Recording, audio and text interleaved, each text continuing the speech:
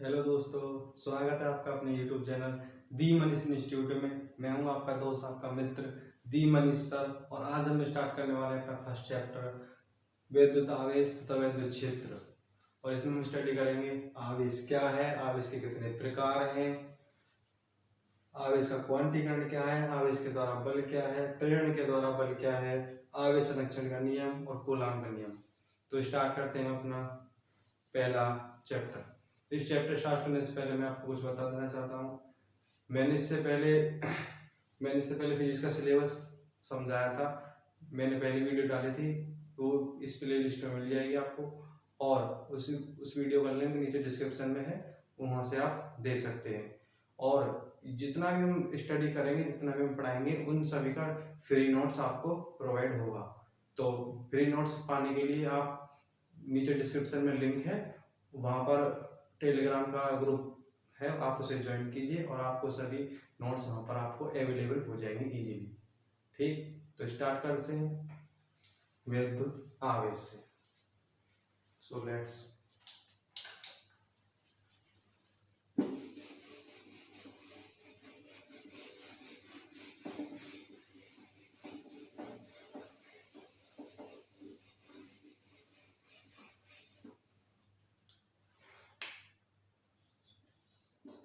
सबसे पहले देखते हैं आवेश, जिसे हम इंग्लिश में बोलते हैं चार्ज। क्या बोलते हैं? चार्ज। आवेश क्या है? आवेश वह भौतिक गुण है जो विद्युत क्षेत्र और चुंबकीय क्षेत्र की उत्पत्ति का मूल कारक है। मतलब क्या है? यानी कि आवेश वह भौतिक गुण है। देखो, विद्युत जो क्षेत्र होते हैं वो दो तरह के होते हैं। एक तो होता है इलेक्ट्रिक फील्ड, जिसे हम बोलते हैं विद्युत क्षेत्र, इलेक्ट्रिक फील्ड, और एक होता है मैग्नेटिक फील्ड, जिसे हम बोलते हैं चुंबकीय क्षेत्र। ठीक, चुंबकीय क्षेत्र, दो तरह के क्षेत्र होते हैं। चुंबकीय क्षेत्र, जब चुंबक को अगर हम दो चुंबक लें और उनको आपस में घुमाएं तो उनके चुंबकीय में परिवर्तन होगा, जिससे क्या होगा? एक आवेश उत्पन्न होगा और एक धारा उत्पन्न हो जाएगी। ठीक है ना? तो वहां से आवेश उत्पन्न होता है। और एक विद्युत क्षेत्र जब आवेश जो होता है वो क्या होता है? जब वो गति करने लगता है तो विद्युत धारा बनती है, और उससे जो क्षेत्र बनता है वो है विद्युत क्षेत्र। अच्छा, तो ये दोनों जो जिसके कारण उत्पन्न हो रहे हैं उसे हम बोलते हैं आवेश। इसीलिए हम बोल रहे हैं कि आवेश वह भौतिक गुण है जो विद्युत क्षेत्र और चुंबकीय क्षेत्र की उत्पत्ति का मूल कारक है। समझ में आया? अच्छा, दूसरी परिभाषा भी है आवेश की। दूसरी परिभाषा क्या है? आवेश वह भौतिक राशि है जो किन्हीं दो वस्तुओं के बीच उपस्थित होने पर उनके बीच बल उत्पन्न करती है। मान के चलो कोई दो वस्तु हो, ठीक, अगर इनके बीच आवेश है तो क्या होगा? इन दोनों वस्तुओं को आपस में क्या लगने लगेगा? इन दोनों पे बल लगने लगेगा। अब बल कौन सा होगा? देखो, बल दो तरीके के होते हैं, आकर्षण और प्रतिकर्षण। वो हम आगे समझेंगे कैसे कैसे लगते हैं, कैसे। लेकिन अगर किन्हीं दो वस्तुओं पर आवेश है, ठीक है ना, तो उनके बीच क्या लगने लग जाएगा? बल लगने जाएगा। और ये किसके कारण होता है? आवेश उत्पन्न होता है। तो इसलिए हम बोले दूसरी परिभाषा क्या आवेश की? आवेश वह भौतिक राशि है जो किन्हीं दो वस्तुओं के ऊपर उपस्थित होने पर उनके बीच बल उत्पन्न करता है। अब कोष्टक में लिख सकते हो आकर्षण या प्रतिकर्षण। दूसरी परिभाषा क्या है? आवेश वह भौतिक गुण है जो विद्युत क्षेत्र और चुंबकीय क्षेत्र की उत्पत्ति का मूल कारक है। समझ में आया? एक बार और, आवेश वह भौतिक गुण है जो विद्युत क्षेत्र और चुंबकीय क्षेत्र की उत्पत्ति का मूल कारक है, या हम बोल सकते हैं आवेश वह भौतिक राशि है जो किन्हीं दो वस्तुओं के बीच उपस्थित होने पर या उन पर उपस्थित होने पर उनके बीच बल उत्पन्न करता है। समझ में आ रहा ना? इनके बीच क्या उत्पन्न हो? अगर इन दोनों वस्तुओं पर आवेश होगा तो इनके बीच क्या लगने लगेगा? बल लगने लगेगा। और ये बल किसके कारण लगेगा? आवेश के कारण। तो आवेश क्या हुआ? एक भौतिक राशि हुई जो दो वस्तुओं के अगर इनपे प्रेजेंट होगा तो इनके बीच में क्या होने लगेगा? इनके बीच में बल लगने लगेगा। तो ये ही है आवेश। समझ में आया? इसे इंग्लिश में क्या बोलते हैं? चार्ज। क्या बोलते हैं? चार्ज। अब समझते हैं आवेश के प्रकार।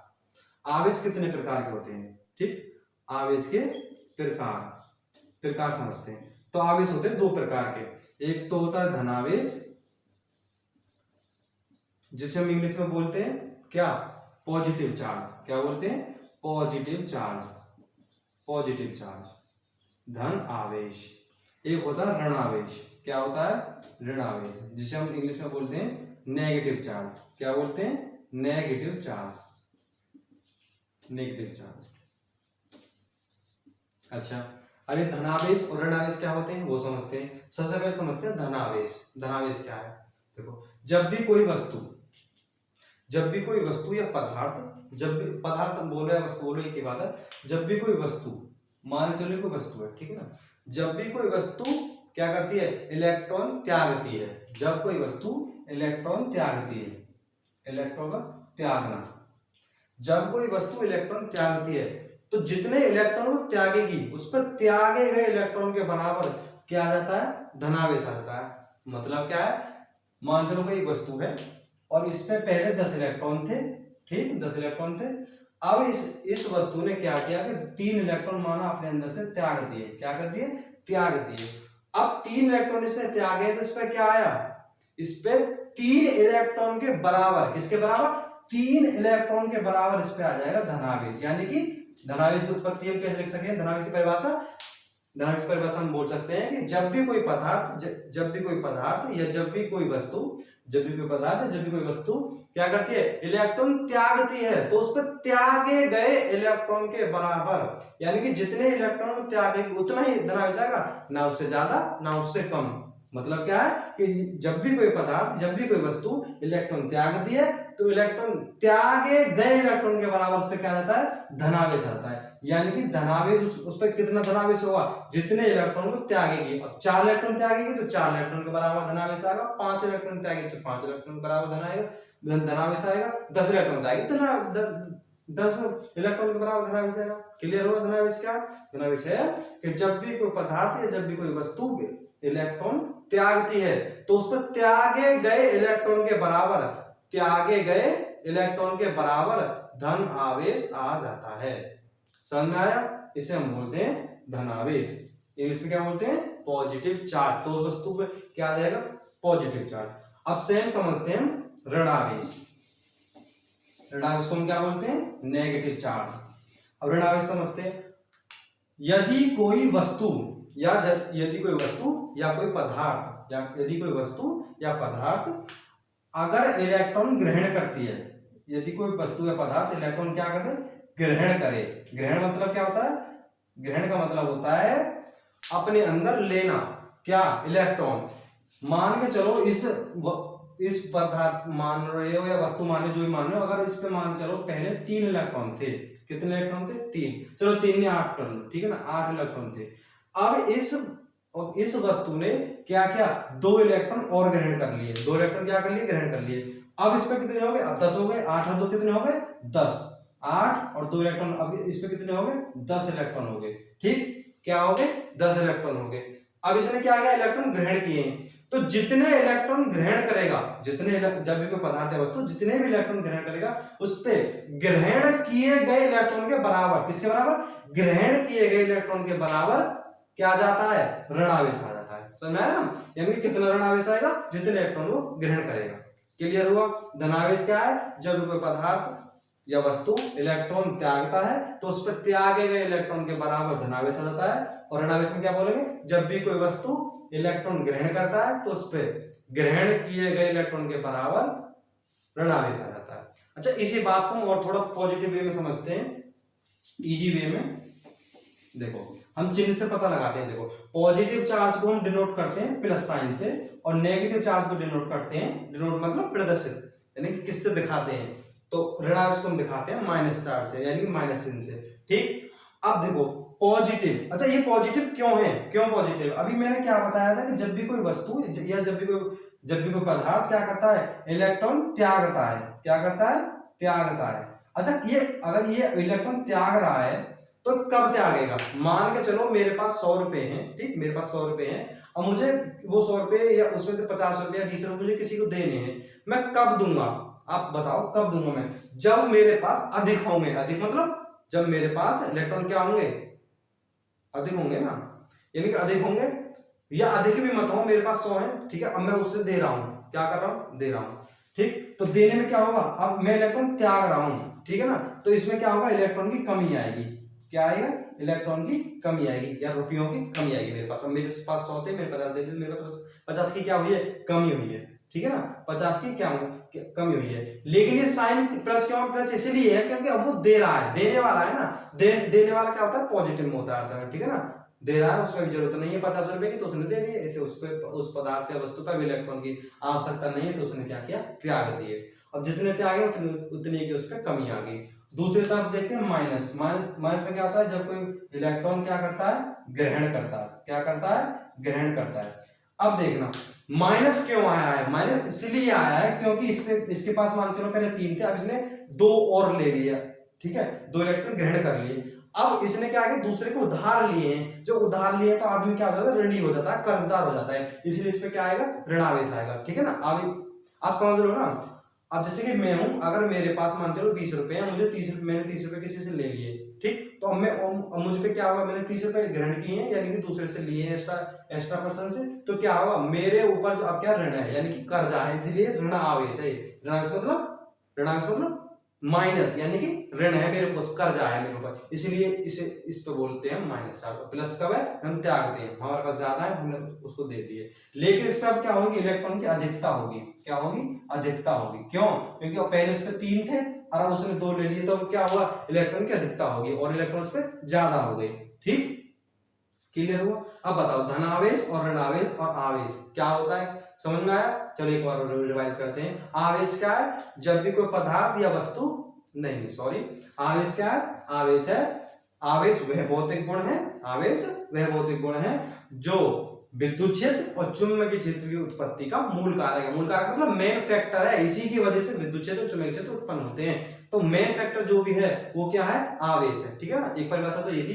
दूसरी परिभाषा भी बोल सकते हैं, दूसरी परिभाषा बोल सकते हैं कि आवेश वह भौतिक राशि है जो किन्हीं 2 वस्तुओं के बीच उपस्थित होने पर, यदि इन 2 वस्तुओं में अगर आवेश उपस्थित है तो इनके बीच क्या लगने लगेगा, बल लगने लगेगा। तो जो इनके बीच जो बल लगवाने का कार्य कर रहा है वह आवेश है। हम कैसे बोल सकते हैं कि आवेश वह भौतिक राशि है जो किन्हीं 2 वस्तुओं के ऊपर उपस्थित होने पर उनके बीच बल उत्पन्न कर देता है, वह आवेश है। आवेश के प्रकार आते हैं धनावेश। धनावेश की परिभाषा मैंने क्या बताई थी, धनावेश बताया था मैंने, समझाया भी है खूब अच्छी तरह से। धनावेश है जब भी कोई पदार्थ इलेक्ट्रॉन त्यागता है, जब भी कोई पदार्थ इलेक्ट्रॉन त्यागता है यानी कि अपने अंदर से इलेक्ट्रॉन निकालता है, तब क्या आता है ना, अपने अंदर से इलेक्ट्रॉन त्यागता है तो उसमें त्यागे गए इलेक्ट्रॉन के बराबर क्या जाता है, धनावेश आता है। यानी जितने इलेक्ट्रॉन वो त्यागेगा उतना ही उस पर धनावेश आ जाएगा। ऋणावेश क्या है, जब भी कोई पदार्थ इलेक्ट्रॉन ग्रहण करता है, जब भी कोई पदार्थ इलेक्ट्रॉन ग्रहण करता है तो उस पर ग्रहण किए गए इलेक्ट्रॉन के बराबर क्या आ जाता है, ऋणावेश आ जाता है। क्लियर हुआ, कोई दिक्कत। अच्छा मान के चलो एक बात और, अभी हमने इलेक्ट्रॉन बताया, इलेक्ट्रॉन त्यागते हैं या इलेक्ट्रॉन ग्रहण करते हैं। अब जो इलेक्ट्रॉन है, एक इलेक्ट्रॉन का क्या होता है, एक इलेक्ट्रॉन का आवेश उपस्थित होता है। इसका मान कितना होता है, एक इलेक्ट्रॉन का आवेश होता है 1.6 गुणा 10 की पावर -19 इतने कूलम, ठीक। और ये क्या होता है, माइनस का होता है यानी कि ऋण आवेश होता है। एक इलेक्ट्रॉन पर कितना आवेश होता है, 1.6 गुणा 10 की पावर -19 कूलम, और वो भी किसका, माइनस का। अच्छा आपको पता है ये जो 10 की घात -19 है, इसका मतलब क्या है, देखो इसका मतलब समझ लेते हैं, क्योंकि अब ये बहुत फिजिक्स है तो ये आगे चल के बहुत सारे आएंगे। तो इसका मतलब क्या है, देखो मतलब समझते हैं पहले। जैसे 1.6 है ये गुणा, देखो 10 की घात माइनस के ऊपर पे माइनस की है, ठीक है, अब 19, अगर हम इसे नीचे लाएं तो ये जाएगी 10 की घात 19 प्लस के, ठीक।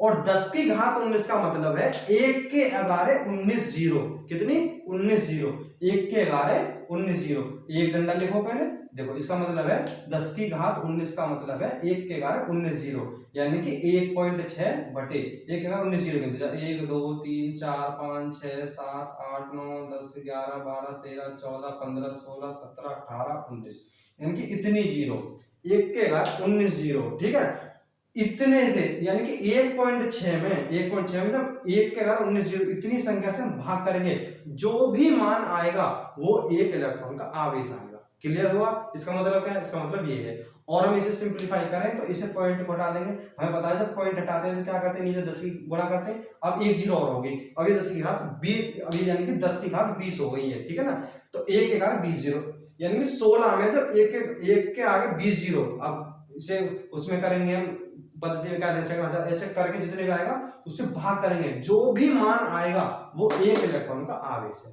क्लियर हुआ? एक इलेक्ट्रॉन का आवेश कितना होता है? अच्छा, किसमें होता है? ऋणावेश में होता है। मैं आज आपको 3 चीजें बताता हूँ, उसे आप सदैव याद रखना, ठीक। एक इलेक्ट्रॉन का आवेश होता है माइनस के 1.6 माइनस 19, लेकिन जो ऋणावेश है यानी कि ये सिर्फ चिन्ह बताता है, यानी कि ये जो आवेश है, ये ऋणावेश है या धनावेश है, ये चिन्ह ये प्रदर्शित करता है, ठीक। बट इसका हम यूज नहीं करते। यूज क्यों नहीं करते? हम सिर्फ परिमाण लेते हैं, क्योंकि ये जितनी हम सदिश राशि पढ़ेंगे, अदिश राशि पढ़ेंगे। अदिश राशि में क्या होता है? इनमें दिशा की आवश्यकता नहीं होती, केवल परिमाण की आवश्यकता होती है, यानी कि हम इसका मान का यूज करेंगे, बट सिर्फ चिन्ह का यूज नहीं करेंगे, ठीक। क्लियर? तो अब क्या होगा? अब देखो एक इलेक्ट्रॉन का मान पता चल गया। अब देखो एक प्रोटॉन का मान, एक प्रोटॉन पे भी सेम ही आवेश होता है, 1.6 गुणा 10 की पावर माइनस के 19 इतने कूलाम ही होता है एक प्रोटॉन का आवेश, ठीक। बट कमी क्या किया? उस पर पॉजिटिव होता है, यानी कि धन आवेश हो जाए, ठीक। इस पर तो होता है ऋणावेश, क्या होता है? ऋणावेश, और एक प्रोटॉन का होता है धनावेश, ठीक। मान दोनों का सेम है, बट डिफरेंस किस चीज का है? प्लस और माइनस का, यानी कि इलेक्ट्रॉन पे जो आवेश होगा वो ऋण आवेश होगा, और प्रोटॉन पे जो आवेश होगा वो धन आवेश होगा। क्लियर हुआ यहाँ तक? अच्छा, एक होता है एक न्यूट्रॉन पे क्या होता है? नो चार्ज मतलब उदासीन, यानी कि कोई चार्ज नहीं होता, ठीक है ना, जिससे हम बोलते हैं उदासीन, ठीक है ना। उदासीन मतलब नो चार्ज, कोई चार्ज नहीं होता, यानी कि न्यूट्रल होता है वो, ठीक है ना, न्यूट्रल होता है। ये 3 है, इन्हें याद रखना। ये क्या है? ये एक पदार्थ के सबसे छोटी, देखो मैं आपको थोड़ा सा मैं आपको ब्रीफ में समझा देता हूँ पदार्थ क्या होता है। देखो सबसे पहले अगर हम देखें तो कोई पदार्थ या वस्तु है, उसकी सबसे छोटी जो पदार्थ की सबसे जो छोटा कण है वो होता है परमाणु। क्या होता है? परमाणु, यानी कि एक परमाणु होता है, ठीक, एक परमाणु होता है। अब क्या होता है? ऐसे कई परमाणु, ठीक है ना, ऐसे कई परमाणु, एक या एक से अधिक परमाणु आपस में मिलकर क्या बनाते हैं? एक अणु बनाते हैं। मान चलो 3 परमाणु मिले आपस में, ठीक, ऐसे 3 परमाणु मिले और एक क्या बनाया? अणु बनाया। क्या बनाया?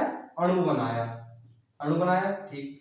अब अणु जो बना, अब ऐसे कई अणु, ठीक है ना, ऐसे कई अणु क्या मिलकर बनाते हैं आपस में, ठीक है ना, ऐसे कई अणु मान के चलो, अब वो मिलकर बनाते हैं, क्या मिलकर बनाते हैं? यौगिक। क्या बनाते हैं? यौगिक बनाते हैं। क्या बनाते हैं? यौगिक, ठीक। अब ये यौगिक होते हैं, देखो एक बात है, जो यौगिक होते हैं ये अपने आप में पूर्ण कंपाउंड भी हो सकते हैं। पूर्ण कंपाउंड मतलब अपने आप में संपूर्ण पदार्थ हो सकते हैं, यानी कि एक यौगिक मिलकर एक पदार्थ बना सकता है। बट कुछ पदार्थ बड़े होते हैं, उसमें एक से ज्यादा यौगिक होते हैं। बट देखो मैं बता रहा हूं ना, यौगिक जो है कहा है, एक यौगिक के अपने आप में पूर्ण कंपाउंड है, संपूर्ण पदार्थ है। बट ठीक है ना, बहुत पदार्थ ऐसे हैं जो अपने एक यौगिक है, कंप्लीट है। बट कुछ पदार्थ ऐसे हैं जिनमें एक से अधिक यौगिक होते हैं, यानी कि अब एक से अधिक यौगिक मिलेंगे, ठीक है ना। अब जो भी बनेगा, अब है वो संपूर्ण पदार्थ, ठीक है ना, अब है वो संपूर्ण पदार्थ। तो समझ में आया? तो सबसे छोटी अवस्था क्या होती है? परमाणु। लेकिन ये सबसे छोटी अवस्था नहीं होती, इससे भी छोटा कुछ है, तो वो मैं आपको समझाता हूं। इसके अंदर होता है न्यूक्लियन। क्या होता है? न्यूक्लियन इंग्लिश में बोलते हैं, जिसे हम बोलते हैं हिंदी में नाभिक। क्या बोलते हैं? नाभिक। और इस नाभिक के अंदर क्या प्रेजेंट होता है? इस नाभिक के अंदर प्रेजेंट होता है Np, यानी कि न्यूट्रॉन और प्रोटॉन। क्या प्रेजेंट होता है इस नाभिक के अंदर? न्यूट्रॉन और प्रोटॉन। और इसके बाहरी जो कक्षा होती है उनमें उपस्थित होता है इलेक्ट्रॉन। क्या होता है? इलेक्ट्रॉन। तो ये कॉन्सेप्ट होता है पदार्थ बनने का। क्लियर? समझ में आया? सबसे छोटी अवस्था होती है परमाणु। क्या होती है? परमाणु, ठीक। और एक परमाणु आपस में मिलकर क्या ऐसे कई परमाणु आपस में मिलकर बनाते हैं एक अणु, ऐसे कई अणु आपस में मिलकर बनाते हैं यौगिक। एक यौगिक अपने आप में कंप्लीट यानी कि पूर्ण पदार्थ हो सकता है, और कुछ पदार्थ के यौगिक मिलकर एक संपूर्ण पदार्थ बनाते हैं, ठीक। अच्छा, अब मैंने बोला कि पदार्थ की सबसे छोटी अवस्था परमाणु होती है, बट ये जरूरी नहीं है, ये होता ही नहीं है। परमाणु से छोटी भी कुछ संरचना है, तो परमाणु छोटा है, परमाणु से के अंदर होता है नाभिक, जिसे हम इंग्लिश में बोलते हैं न्यूक्लियस बोलते हैं, न्यूक्लियस।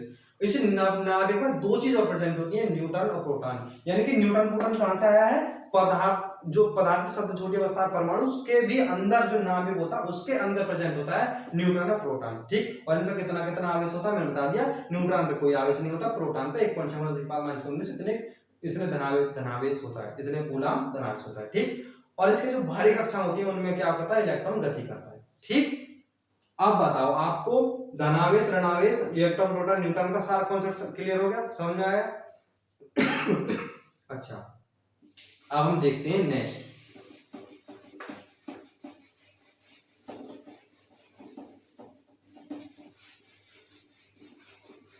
अब हम देखते हैं कि यदि कोई दो पदार्थ या दो वस्तु, ठीक है, मान लो कोई दो वस्तु हो, इनके बीच में यदि इलेक्ट्रॉन का स्थानांतरण हुआ हो, स्थानांतरण मतलब क्या बोलते हैं इसमें, ट्रांसफर, यानी कि मान चलो यहां से यहां इलेक्ट्रॉन गए हो या यहां से यहां इलेक्ट्रॉन गए हो। ठीक, तो इलेक्ट्रॉन को जाने में कितना आवेश इनके इधर से उधर हुआ, यानी गया, ठीक है ना, इधर से एक, या मान चलो एक वस्तु है, ये दूसरी वस्तु है, ठीक है ना। तो जब हम क्या करते हैं, इलेक्ट्रॉन का स्थानांतरण होता है, और जब इलेक्ट्रॉन का स्थानांतरण होगा तो क्या होगा, आवेश भी जाएगा। ठीक, तो कितना आवेश आएगा उसे कैसे निकालें, उसे कैसे उसकी गणना करें, कैसे उसका मान निकालें, वो समझेंगे। ठीक, कैसे समझेंगे, मान के चलो पहली वस्तु ने, ठीक है ना, पहली वस्तु ने क्या किया, पहली वस्तु ने मान के चलो 4 इलेक्ट्रॉन क्या करें, 4 इलेक्ट्रॉन त्यागे हैं, क्या करे हैं, त्यागे हैं। ठीक, त्यागे, पहली वस्तु ने क्या करा, त्यागे हैं, 4 इलेक्ट्रॉन त्यागे हैं। दूसरी जो वस्तु है इसने क्या किया, अब ये 4 इलेक्ट्रॉन क्या किए, ग्रहण किए। जब ये इलेक्ट्रॉन त्यागेगा तो इसे कौन लेगा, दूसरी वस्तु लेगा जिसपे त्याग रहा है, यानी जिसपे ये ट्रांसफर हो रहे हैं, ठीक है ना। इसने क्या किया, अभी 4 इलेक्ट्रॉन ग्रहण किए हैं। अच्छा, अब मुझे एक बात बताओ, जब इसने 4 इलेक्ट्रॉन त्यागे हैं तो इस पर ऋणावेश आया, धनावेश आया, बताओ क्या है, धन आवेश। क्यों, क्योंकि इसके पास ज्यादा है, तभी तो इसने त्यागे, इस पे आया धन आवेश। क्या आया, धन आवेश, यानी कि पॉजिटिव चार्ज। और इस पे क्या है, जब इलेक्ट्रॉन ग्रहण कर रहा है, अब इसने ग्रहण किए, अब इसके पास कमी हो गई, यानी कर्जा हो गया इस पे।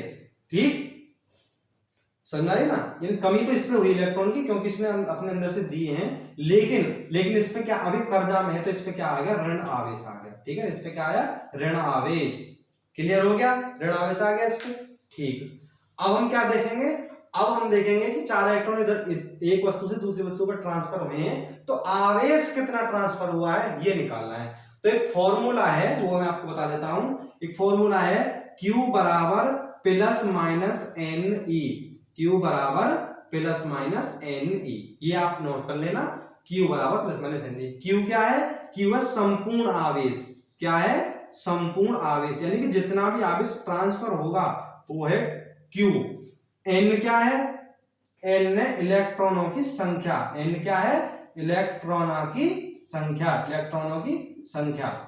ठीक, और E क्या है, E है एक इलेक्ट्रॉन का आवेश। E क्या है, एक इलेक्ट्रॉन का आवेश। E क्या है, एक इलेक्ट्रॉन का आवेश। और जिसका मान क्या होता है, अभी मैंने बताया है, एक इलेक्ट्रॉन का मान होता है, एक इलेक्ट्रॉन का आवेश होता है 1.6 × 10⁻⁻19 और इतने क्या, कूलाम। ठीक है ना, इतने कूलाम।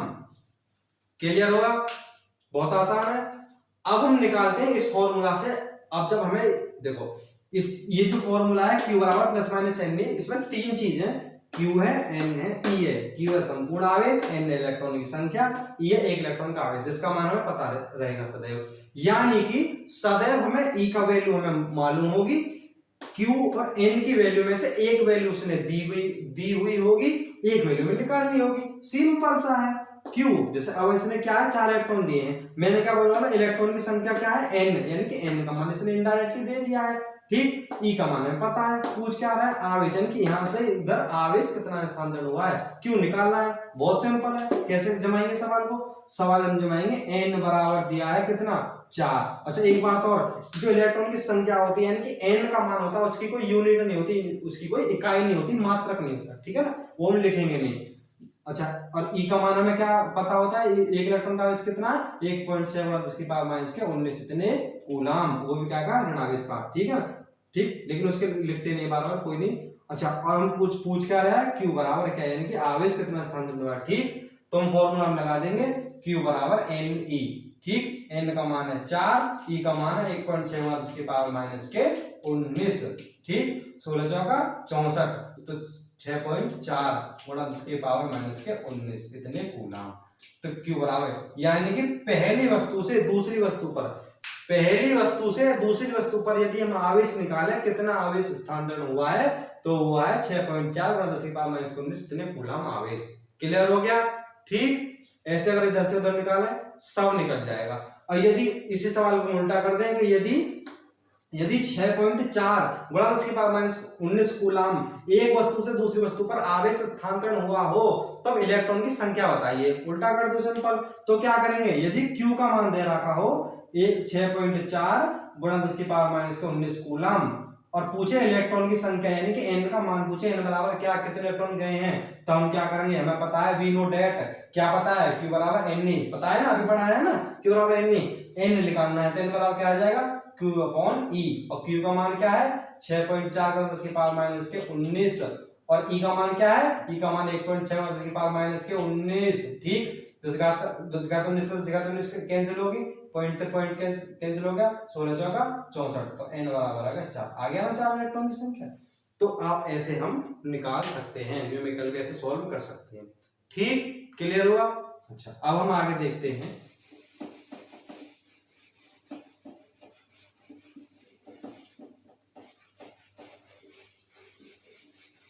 अब हम देखते हैं आवेश के द्वारा बल। क्या देखते हैं, आवेश के द्वारा बल, यानी कि जो आवेश हैं वो बल लगाते हैं। क्या लगाते हैं, बल। अब कैसा बल लगाते हैं, तो आवेश के द्वारा जो बल होता है वो दो तरह का होता है। किस तरह का होता है, दो तरीका का। एक तो होता है आकर्षण का बल, ठीक, आकर्षण बल, और एक होता है प्रतिकर्षण बल। कौन सा बल, प्रतिकर्षण बल। कौन सा बल, प्रतिकर्षण बल। दो बल होते हैं, एक तो होता है आकर्षण बल और एक होता है प्रतिकर्षण बल। आकर्षण बल, आकर्षण बल को हम क्या बोलते हैं, अट्रैक्शन। समझ रहे ना, आकर्षण मतलब अट्रैक्शन, आकर्षण नहीं होते एक दूसरे के प्रति, तो आकर्षण है अट्रैक्शन, प्रतिकर्षण है डिस्ट्रैक्शन। समझ रहे ना, दूर दूर होना। ठीक, आकर्षण बल, ये आकर्षण बल किन के बीच लगता है, तो आकर्षण बल लगता है, आकर्षण जो बल लगता है वो लगता है विजातीय आवेशों के बीच। कौन से आवेशों के बीच, विजातीय आवेशों के बीच। अच्छा, विजातीय आवेश कौन से होते हैं, विजातीय आवेश होते हैं अलग अलग, जब अलग अलग आवेश होंगे, अलग अलग कैसे, एक प्लस हो एक माइनस हो, एक माइनस हो एक प्लस हो। ठीक, एक प्लस हो यानी कि एक पॉजिटिव चार्ज हो एक नेगेटिव चार्ज हो, या एक नेगेटिव चार्ज हो एक पॉजिटिव चार्ज हो, अलग अलग हो। दो आवेश हो, एक पॉजिटिव हो एक नेगेटिव हो, यानी कि एक धनावेश हो एक ऋणावेश हो, या एक ऋणावेश हो एक धनावेश हो। जब अलग अलग दो चार्ज हो तो ऐसे इनको बोलते हैं विजातीय आवेश। विजातीय मतलब अलग अलग, जो दोनों का अलग अलग हो। जब इनके बीच जो बल लगता है उसे हम बोलते हैं आकर्षण का बल। ठीक, आप देखते हो ना, जब भी हमको घर में तार लगाते हैं तो उसमें क्या होता है, एक पॉजिटिव चार्ज होता है एक नेगेटिव चार्ज होता है, यानी कि एक प्लस का चिन्ह, एक प्लस का तार होता है एक माइनस का चार्ज होता है, उनसे लगाते हैं तो क्या होता है, लाइट जो भी है वो जल जाती है। ठीक है ना, अब ऐसे तो हो जाता है, एक प्लस एक माइनस तार ही तो होता है उसमें, एक माइनस एक प्लस, एक ही तो बात है ये भी। ठीक, तो उनके बीच कैसा होगा, आकर्षण, यानी कि वो एक दूसरे को अपनी ओर अट्रैक्ट करेंगे। ठीक, और प्रतिकर्षण में क्या होता है, ये बल लगता है सजातीय आवेशों के बीच। किसके बीच, सजातीय आवेशों के बीच। सजातीय आवेश कैसे होते हैं, सजातीय आवेश होते हैं एक जैसे, यानी कि एक जितने भी जो आवेश है वो एक जैसे हो। मान चलो एक प्लस हो दूसरा भी प्लस हो, या एक माइनस हो दूसरा माइनस हो। आवेश तो दो ही तरह के हैं ना, या पॉजिटिव या नेगेटिव है, सिंपल सी बात है। यदि पॉजिटिव और नेगेटिव हो तो भी विजातीय आवेश है, या माइनस या पॉजिटिव, यानी माइनस और प्लस, यानी कि जब ये दोनों आवेश होते हैं, तो ये कैसे आवेश है, विजातीय आवेश। विजातीय आवेश में क्या होता है, अलग अलग, समझा नहीं, ये भी अलग है ये भी अलग है ये भी अलग है ये भी अलग है। ठीक, तब इनके बीच जो बल लगता है वो तो लगता है आकर्षण, और प्रतिकर्षण का बल कब लगता है, जब सजातीय आवेश हो जाते हैं, मतलब एक जैसे, यानी कि पॉजिटिव पॉजिटिव हो या नेगेटिव नेगेटिव। अब देखो, यदि प्लस के तार को प्लस से जोड़ोगे तो क्या होगा, डिस्ट्रैक्शन नहीं होगा ना, एक क्या होगा, एक ब्लास्ट होगा, ऐसे बूम करके ब्लास्ट होगा। क्या होगा, ब्लास्ट होगा। ऐसे माइनस के तार को माइनस से जोड़ दो, क्या ब्लास्ट नहीं हो जाएगा। तो क्यों होता है वो, क्योंकि वो प्रतिकर्षण का बल लगता है। क्यों, क्योंकि वो सजातीय आवेश, सजातीय मतलब एक जैसे आवेश है, इसलिए उन पे कैसा बल लगेगा, प्रतिकर्षण का बल लगेगा। क्लियर हुआ? आवेश के द्वारा बल, आवेश के द्वारा बल के तरीका का होता है, दो तरीका का होता है, आकर्षण बल और प्रतिकर्षण बल। आकर्षण बल कौन सा होता है? विजातीय। आकर्षण बल किनके बीच लगता है? विजातीय आवेशों के बीच, यानी कि प्लस माइनस, माइनस या प्लस, ठीक। सजातीय आवेश किनके बीच लगता है, यानी सॉरी प्रतिकर्षण बल किनके बीच लगता है? सजातीय आवेशों के बीच। सजातीय आवेश कौन से होते हैं? प्लस प्लस या माइनस माइनस। क्लियर हो गया? सिंपल। अब हम समझते हैं क्या? अब हम समझते हैं प्रेरण के द्वारा बल या प्रेरण के द्वारा आवेश। क्या? प्रेरण के द्वारा आवेश, प्रेरण के द्वारा आवेश, ये समझते हैं। ये क्या है? देखो, प्रेरण के द्वारा आवेश समझते हैं। इस समझने के लिए सबसे पहले देखो, मान चलो हमारे पास कोई वस्तु है, ठीक, इस पे धनावेश है। क्या है? धनावेश है। कोई चालक वस्तु है हमारे पास। चालक जानते, चालक किसे बोलते हैं? ऐसे पदार्थ जो क्या करते हैं, जो आवेश के सुग्राही होते हैं। सुग्राही मतलब जो आवेश को, जिन आवेश आसानी से सुगमता पूर्वक प्रवाहित होता है, उन्हें बोलते हैं चालक। यानी कि ऐसे पदार्थ जिनके ऊपर से या जिनमें आवेश क्या होता है आसानी से प्रवाहित हो जाता है, तो इस पदार्थ को बोलो चालक। ठीक है, मान चलो कि पदार्थ है, ठीक, इसमें पॉजिटिव चार्ज है, यानी कि धन आवेश है। क्या है? धन आवेश है। इसके ऊपर क्या है? धन आवेश है, ठीक, धन आवेश है, कोई दिक्कत नहीं। यदि हम इसके सामने एक और वस्तु रखें जो उदासीन है, उदासीन मैंने अभी क्या बताया था? उदासीन मतलब नो चार्ज, यानी कि नो आवेश, ठीक, कोई आवेश ना हो, ऐसी वस्तु रख दें, तब हम देखेंगे कि क्या होगा कि जो पहली वस्तु थी, पहली वस्तु कौन सी थी? जिसपे धनावेश था, तो उसपे तो धनावेश ही रहेगा, ठीक, उसपे तो धनावेश रहेगा। लेकिन जो दूसरी वस्तु थी जिसपे कोई आवेश नहीं था, उसपे भी हम क्या देखेंगे? कुछ देर बाद, कुछ टाइम बाद उसपे भी क्या आ जाएगा? ऋण आवेश आ जाएगा। क्या आ जाएगा? ऋण आवेश आ जाएगा। अच्छा, ये ऋण आवेश आ जाएगा। क्यों आया? प्रेरण के द्वारा। किसके द्वारा आ जाएगा? प्रेरण के द्वारा ऋण आवेश आ जाएगा। अच्छा, ये ऋण आवेश तो आ गया। अब बताओ, ये ऋण आवेश बहुत अधिक संख्या में होगा, कम होगा या बराबर होगा? इसके बराबर क्या होगा? ये होगा अल्प, यानी कि सूक्ष्म। ऋण आवेश तो आ जाएगा बट बहुत कम संख्या में आ जाएगा। क्यों? क्योंकि ये कहीं से आया थोड़ी है, ये तो ये क्या प्रेरण के द्वारा आया है, तो क्या होगा? इसकी मात्रा क्या होगी? इसके मुकाबले, इसके सामने क्या होगी? कम होगी, अल्प होगी, सूक्ष्म होगी, ठीक। ये जो आवेश आया है इसे हम बोलते हैं प्रेरण के द्वारा आवेश, ठीक। और इसे हम बोलते हैं प्रेरण के द्वारा बल। क्यों? क्योंकि जब अब एक प्लस एक माइनस, अब मैंने क्या, अब देखो अलग अलग हो गए ना, अब इनके बीच आकर्षण का बल लगने लगेगा। इसलिए क्या होता है, जब आवेश आ जाएगा तो सीधी सी बात है बल भी लगना शुरू होगा ना, क्योंकि अभी मैंने बताया ना, बल कब लगता है? या तो आकर्षण लगेगा, प्रतिकर्षण लगेगा। कब लगता है? जब दो आवेश आपस में एक दूसरे के निकट हो, ठीक, तो उनके बीच बल लगने लगता है, ठीक, तनावेश या ऋण आवेश। अब इसे हम उल्टा कर दें। उल्टा क्या करें? यदि कोई एक वस्तु हो जिस पर ऋण आवेश हो, ठीक, ऋण आवेश हो, और उसके सामने हम कोई उदासीन वस्तु रख दें। क्या रख दें? उदासीन वस्तु रख दें, उदासीन वस्तु रख दें। और अब हम देखें तो क्या होगा? जो वस्तु ऋण आवेश है उस पर ऋण आवेश रहेगा, लेकिन दूसरी जो वस्तु उस पर क्या आ जाएगा? आंशिक रूप से धन आवेश आ जाएगा। क्या आ जाएगा? धन आवेश। क्यों आया है ये? प्रेरण के द्वारा। क्यों आया है? प्रेरण के द्वारा। प्रेरण के द्वारा क्या आ जाएगा? इससे धनावेश आ जाएगा।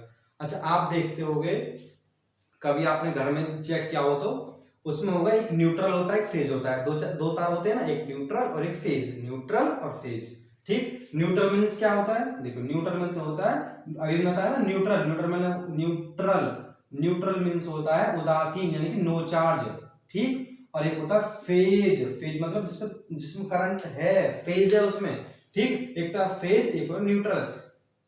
आप देखते होंगे कि न्यूट्रल यानी कि जो न्यूट्रल होता है वो तो न्यूट्रल, उसमें कोई चार्ज नहीं है, लेकिन फेज वाले में क्या है? फेज वाले तार में क्या है? फेज वाले में करंट है। जैसे ही हम इन दोनों को आपस में जोड़ते हैं तो क्या होता है? उसमें भी करंट आ जाता है। समझ आ रही है ना? वो क्या विपरीत आएगा। अगर धनावेश होगा तो ऋणावेश आएगा, ऋणावेश होगा तो प्लस आएगा। यही है वो प्रेरण के द्वारा, ठीक, यानी प्रेरण के द्वारा आवेश ऐसे ही होता है वो, ठीक है ना। आप देखते होंगे ना कि जो इन्वर्टर होते हैं, इन्वर्टर जो डीसी करंट होता है इन्वर्टर वाला, उसमें एक ही तार लेके चलते हैं, तो वो सिर्फ फेज होता है, न्यूट्रल नहीं होता उसमें। बहुत आसान है, ठीक। फेज पूरे घर में क्या होता है? फ्लो होता है, ठीक, और न्यूट्रल उसमें होता नहीं है। लेकिन जब बिजली होती है उसमें एक फेज होता है, न्यूट्रल होता है, यानी एक तार जो है न्यूट्रल होता है, ठीक। और इसमें जो करंट होगा वो उसके मुकाबले बहुत कम होगा, ठीक है ना। अगर आप इसे ठंडा गर्म भी बोलते हैं, ठंडा गर्म तार, घरों में बोलते हैं ठंडा गर्म, ठंडा तार है, गर्म तार है, ठीक है ना। इसमें क्या होगा, जो फेज को आप पकड़ लोगे तो बहुत तगड़ा आपको करंट लगेगा, झटका लगेगा। न्यूट्रल पे कम लगेगा, क्योंकि इस पे आंशिक आवेश है, ठीक है। क्लियर हो गया है कॉन्सेप्ट, ठीक। प्लेट के द्वारा बल या प्लेट के द्वारा आवेश एक ही बात है, क्यों, क्योंकि जब आवेश आ जाएगा तो इनके बीच बल लग ही जाएगा, सीधी सी बात है, ठीक। अब हम पढ़ेंगे आवेश का क्वांटीकरण। क्या पढ़ेंगे, आवेश का क्वांटीकरण, आवेश का क्वांटीकरण, ठीक। अब देखो आवेश का क्वांटीकरण क्या होता है वो समझेंगे। आवेश का क्वांटीकरण, आवेश का क्वांटीकरण, इसी को दूसरा नाम है परमाणुकता, परमाणुकता, ठीक। या तो बोल दो आवेश का क्वांटीकरण या बोल दो आवेश की परमाणुकता, ठीक। ये क्या है, देखो अभी हमने पढ़ा था कि जब भी कोई दो वस्तु होती हैं, ठीक है, जो वस्तु होती हैं, एक वस्तु क्या करती है, इलेक्ट्रॉन त्यागती है और एक वस्तु इलेक्ट्रॉन ग्रहण करती है, ठीक। जब इलेक्ट्रॉन त्यागती है या इलेक्ट्रॉन ग्रहण करती है, ठीक, तब क्या होता है, तब आवेश का क्वांटीकरण एक थ्योरी है, कॉन्सेप्ट है, वो लागू होता है। वो क्यों होता है, वो इसलिए होता है, आवेश का क्वांटीकरण कहता है कि किन्हीं दो वस्तुओं के बीच इलेक्ट्रॉन का स्थानांतरण, इलेक्ट्रॉन का भिन्नात्मक स्थानांतरण संभव नहीं है। मतलब क्या है, यानी कि अगर हम यहां से यहां इलेक्ट्रॉन ले जाएं, ठीक, तो वो इलेक्ट्रॉन भिन्न के रूप में ना हो, किसमें ना हो, भिन्न के रूप में, यानी कि उनका भिन्नात्मक जो मान है, भिन्नात्मक मान या भिन्नात्मक स्थानांतरण क्या है, संभव नहीं है, पॉसिबल नहीं है। क्यों नहीं है, यानी कि मान चलो हम एक इलेक्ट्रॉन ले जाके आधा इलेक्ट्रॉन, आधे को हम क्या लिखेंगे, 1/2, हम मान के चलो डेढ़ को हम क्या लिखेंगे 1 से 1/2, ठीक। और हम मान चलो पौने का मतलब लिखेंगे हम 3/4, ठीक। पौन ऐसे लिखें, 1, 1.5, सवा, पौने, 2, 2.5, ठीक है ना। ऐसे भिन्न के रूप में अगर हम इलेक्ट्रॉन ले जाएं तो वो संभव नहीं है उनका ले जाना। ये बोलता है आवेश का क्वांटीकरण, इसे बोलते हैं आवेश का क्वांटीकरण या आवेश का परमाणुकता। क्या बोलता है कि दो वस्तुओं के बीच इलेक्ट्रॉन का भिन्नात्मक स्थानांतरण संभव नहीं है। मतलब क्या है, उनके बीच में जो इलेक्ट्रॉन जाएंगे वे भिन्न के रूप में नहीं जाएंगे, भिन्न की संख्या में नहीं जाएंगे, वो कैसे जाएंगे, वो पूर्ण संख्या में जाएंगे। किसमें जाएंगे, वे केवल पूर्ण संख्या में। पूर्ण संख्या मतलब या तो एक इलेक्ट्रॉन जाएगा, या 2 इलेक्ट्रॉन जाएंगे, या 3 इलेक्ट्रॉन जाएंगे, या 4 इलेक्ट्रॉन जाएंगे, ठीक, या 4 इलेक्ट्रॉन जाएंगे, ऐसे डॉट कितने भी इलेक्ट्रॉन ले जाइए एक्सेट्रा। बट आप आधा, 1.5, पौने, 2, 2.5 ऐसे तिहाई ऐसे नहीं ले जा सकते। कैसे ले जाओगे, पूर्ण संख्या के रूप में ही जाएंगे। ये है आवेश का क्वांटीकरण या आवेश का परमाणुकरण। क्लियर हुआ, कैसे बोलेंगे, दो पदार्थों के बीच, दो वस्तुओं के बीच इलेक्ट्रॉन का भिन्नात्मक स्थानांतरण संभव नहीं है। किसका, इलेक्ट्रॉन का भिन्नात्मक स्थानांतरण संभव नहीं है, यानी कि इलेक्ट्रॉन भिन्न के रूप में नहीं जा सकते, ठीक। तो कैसे जाएंगे, केवल पूर्ण संख्या के रूप में ही उनका स्थानांतरण संभव है। या तो 1 इलेक्ट्रॉन, 2 इलेक्ट्रॉन, 3 इलेक्ट्रॉन, 4 इलेक्ट्रॉन, ऐसे डॉट कितने इलेक्ट्रॉन ले जाओ, लेकिन पूर्ण ही होने चाहिए वो। ये बोलता है आवेश का क्वांटीकरण या आवेश के परमाणुकरण। क्लियर हो गया। चलो अब नेक्स्ट देखते हैं आवेश का ऊर्जा संरक्षण का या आवेश संरक्षण का सिद्धांत। देखते हैं आवेश संरक्षण का सिद्धांत। अब ये क्या है, आवेश संरक्षण का सिद्धांत, आवेश संरक्षण का सिद्धांत, थ्योरी ऑफ, देखो आवेश संरक्षण का सिद्धांत ये क्या है, देखो इसके द्वारा, किसके द्वारा, आवेश संरक्षण के सिद्धांत के अनुसार, या इसके द्वारा, आवेश संरक्षण के सिद्धांत के द्वारा या आवेश संरक्षण के सिद्धांत के अनुसार, आवेश जो है ना, आवेश, ठीक, आवेश का अभी बताया मैंने, आवेश की 2 परिभाषा बताई थी। क्या, आवेश में भौतिक गुण है जो क्या होता है, जो विद्युत क्षेत्र चुंबकीय क्षेत्र की उत्पत्ति का मूल कारक है, यानी कि मूल कारक मतलब मेन फैक्टर है, इसकी वजह से विद्युत क्षेत्र चुंबकीय क्षेत्र उत्पन्न होते हैं, ठीक। दूसरी परिभाषा मैंने क्या बोली थी, विद्युत आवेश वह भौतिक राशि है जो किन्हीं दो वस्तुओं के बीच उपस्थित होने पर उनके बीच बल उत्पन्न कर देता है। यह है आवेश। ठीक, तो जो आवेश है, आवेश संरक्षण सिद्धांत बोल रहा है कि इसके अनुसार आवेश को न तो उत्पन्न किया जा सकता है, उत्पन्न मतलब ना तो उत्पन्न किया जा सकता और ना ही नष्ट किया जा सकता। ना तो इसे हम बना सकते, उत्पन्न मतलब बनाना, समझे, जनरेट करना, और नष्ट मतलब डिस्ट्रॉय करना, खत्म करना। आवेश को ना तो हम उत्पन्न कर सकते हैं ना ही नष्ट कर सकते हैं, इसे केवल एक वस्तु से दूसरे वस्तु पर ट्रांसफर कर सकते हैं। इसे बोलते हैं आवेश संरक्षण का सिद्धांत या आवेश संरक्षण का नियम। समझ में आया क्या होता है? इसके अनुसार आवेश को न तो उत्पन्न किया जा सकता है न ही नष्ट किया जा सकता है, इसे केवल एक वस्तु से दूसरे वस्तु पर ट्रांसफर किया जा सकता है, स्थानांतरण किया जाता है। यानी कि इस आवेश को हम क्या कर सकते हैं, ये मान चलो ये कोई वस्तु है, एक नंबर पे है, अब ये आवेश, अब इसे हम ट्रांसफर कर रहे हैं दूसरी वस्तु पर, तो ट्रांसफर तो कर सकते हैं, ये नहीं कि नया आवेश बना दें या उसे नष्ट कर दें। नष्ट नहीं कर सकते। क्या कर सकते हैं हम? इसे एक वस्तु से दूसरे वस्तु पर ट्रांसफर कर सकते हैं। ये बोलता है आवेश संरक्षण का सिद्धांत। समझ में आया? आवेश संरक्षण का सिद्धांत क्या है? इसके द्वारा आवेश को न तो उत्पन्न किया जा सकता है न ही नष्ट किया जा सकता है, इसे केवल एक वस्तु से दूसरे वस्तु पर ट्रांसफर या स्थानांतरण किया जा सकता है। ठीक, अब हम समझेंगे इस पार्ट की मोस्ट इंपोर्टेंट हेडिंग, कूलाम का नियम। क्या समझेंगे? कूलाम का नियम, कूलाम्स लॉ, कूलाम का नियम। अब ये क्या है ये समझते हैं, कूलाम्स लॉ।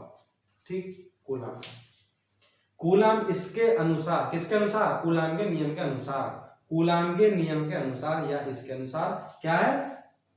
मान के चलो कोई दो स्थिर बिंदु आवेश, दो स्थिर बिंदु आवेश हो, एक हो प्लस क्यू, एक हो माइनस क्यू। ठीक, प्लस क्यू या माइनस क्यू, या हम क्या कर सकें, इन्हें नाम और दे लो, मतलब क्या Q1 Q2 बोल दो, या एक को Q एक को Q0 बोल दो। ठीक, एक बात और, इन प्लस माइनस हटा दो, क्यों? क्योंकि कॉन्सेप्ट समझाएंगे तुम्हें। ठीक है ना, प्लस माइनस हटाओ, दो आवेश हैं, एक Q है तो दूसरा Q0 है, वो अगर ये Q1 हो तो ये क्या Q0 या Q2 मान लेते हैं। ठीक, दो स्थिर बिंदु आवेश, स्थिर बिंदु पहले इन दो वर्ड में मतलब समझो, मतलब क्या है? स्थिर का मतलब है रुके हुए। ठीक, स्थिर यानी कि रुके हुए हैं वो, दो आवेश है, दो स्थिर, और बिंदु का मतलब है छोटे, सूक्ष्म। ठीक है ना, दो स्थिर बिंदु आवेश परस्पर, है ना, परस्पर अल्प दूरी पर हों या उनके बीच लगने वाला बल, दो स्थिर बिंदु आवेशों पर लगने वाला बल। अब मुझे बताओ ये बल किसका लगेगा? आकर्षण का लगेगा या प्रतिकर्षण का लगेगा? नहीं पता। क्यों? देखो, इसलिए नहीं पता, क्यों? क्योंकि हमें जो आवेश हैं उनका अभी हमें प्रकृति भी नहीं पता, ये धन है या ऋण है, यानी कि सजातीय आवेश है या विजातीय आवेश है। ठीक, सजातीय आवेश कैसे होते? यानी कि जब ये एक जैसे होते, ये प्लस होता ये भी प्लस होता। विजातीय आवेश कैसे होते? एक प्लस है तो एक माइनस है। ठीक, यानी कि या एक प्लस है एक माइनस है। ठीक, अब हो जाते हैं विजातीय आवेश। जब ये अगर हमें आवेश की प्रकृति पता चल जाए, यानी कि पॉजिटिव नेगेटिव, अब बताओ कौन सा बल लगेगा? अब लगेगा आकर्षण का। क्यों? क्योंकि विजातीय आवेश हो गया, और विजातीय आवेश के बीच कौन सा बल लगता है? विजातीय आवेश के बीच लगता है आकर्षण का बल। और जब सजातीय आवेश होता है तब कौन सा बल लगता है? तब लगता है प्रतिकर्षण का बल। और यदि हम बोले कोई हमें आवेश नहीं पता तो हम क्या बोलेंगे? तो अब हम जो बल बोलेंगे वो कोष्टक में लिखेंगे आकर्षण या मतलब अथवा या प्रतिकर्षण। यानी बल तो लगेगा, क्योंकि दो ही बल संभव है, या तो आकर्षण लगेगा या प्रतिकर्षण लगेगा। बट अब हम ये कंफ्यूजन में है कि आकर्षण लगेगा या प्रतिकर्षण लगेगा। जब हमें ये कंफर्म ही नहीं है तो हमें आवेश बताया ही नहीं गया कौन सा है, तो हम क्या करेंगे?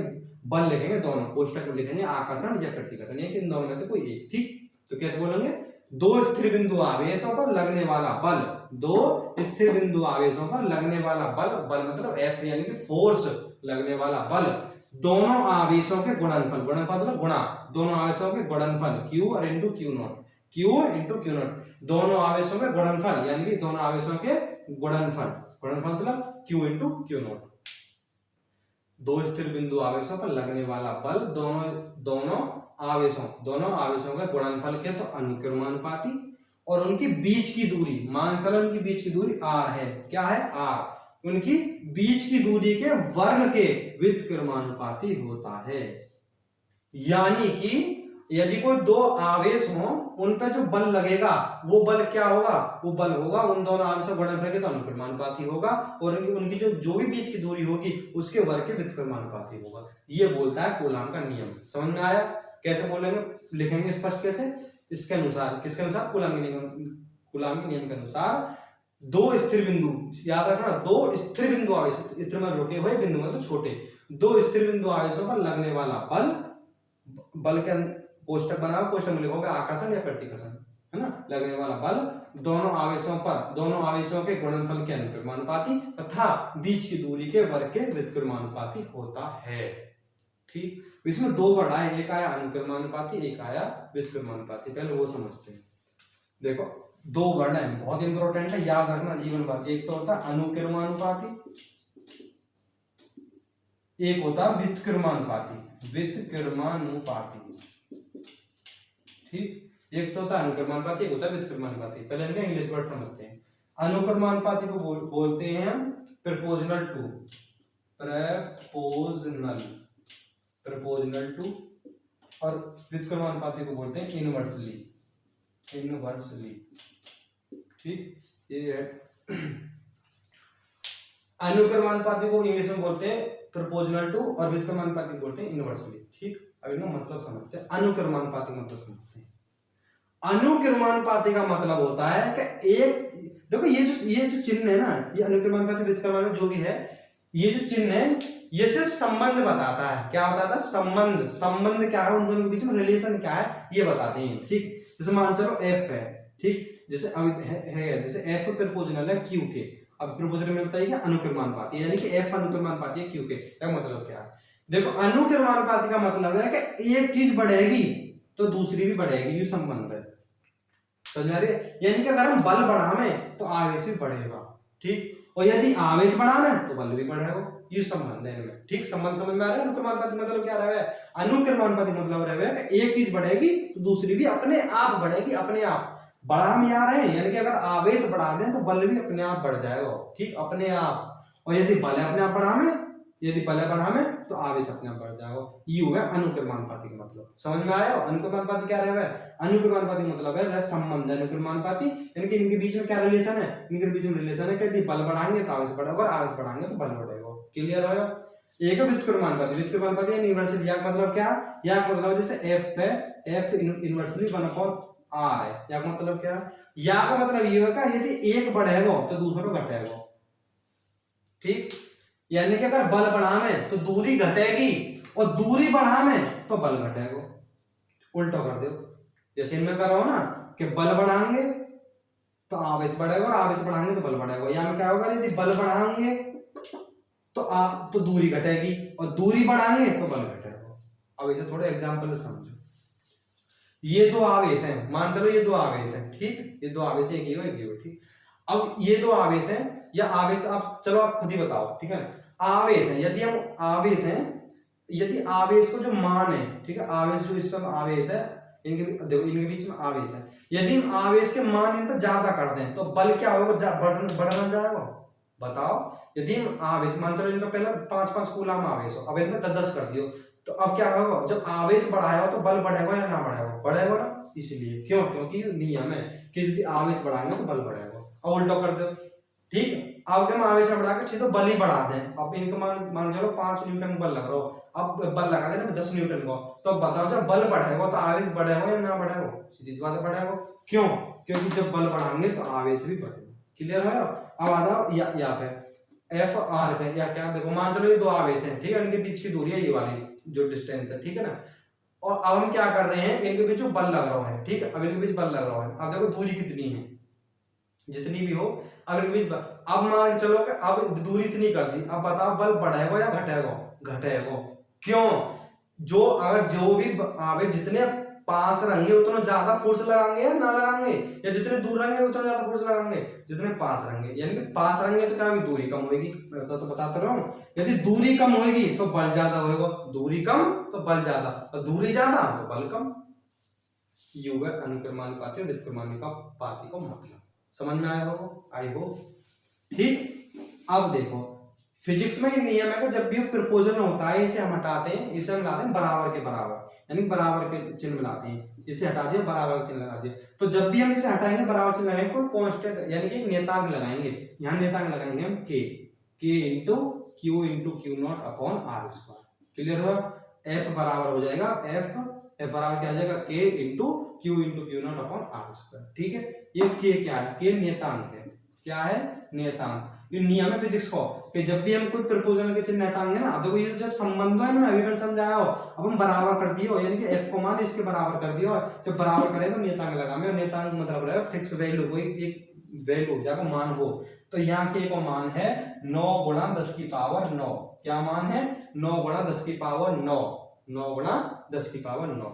एक बात और, जो ये मान है 9 गुणा 10 की पावर 9 के को, ये 9 गुणा 10 की पावर 9 का और संख्या को भी मान है, उस संख्या को मान है 1/4 पाई एप्सिलॉन नॉट बराबर रहे 9 गुणा 10 की पावर 9। मतलब क्या है?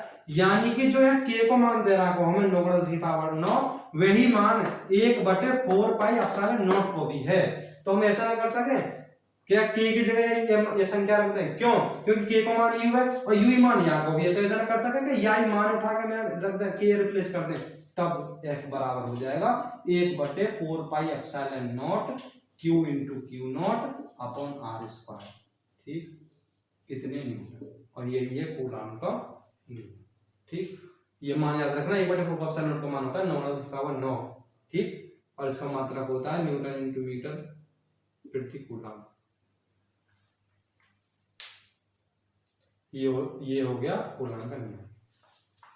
आई होप आपको वीडियो पसंद आई होगी, मेरी मेहनत आपको पसंद आई होगी। अगर मेहनत पसंद आई हो तो वीडियो को लाइक करें, कमेंट करें, कोई आपकी समस्या हो उसे कमेंट में पूछें, या टेलीग्राम चैनल पे जो मेरा लिंक है जिस पे आपको नोट्स भी मिलेंगे उसमें जाएं, उसमें अपने क्वेश्चन पूछें, मैं सबका आंसर दूंगा, और कोई कमी होगी तो नेक्स्ट वीडियो में मैं आपको समझाऊंगा। जय हिंद, जय भारत, थैंक यू।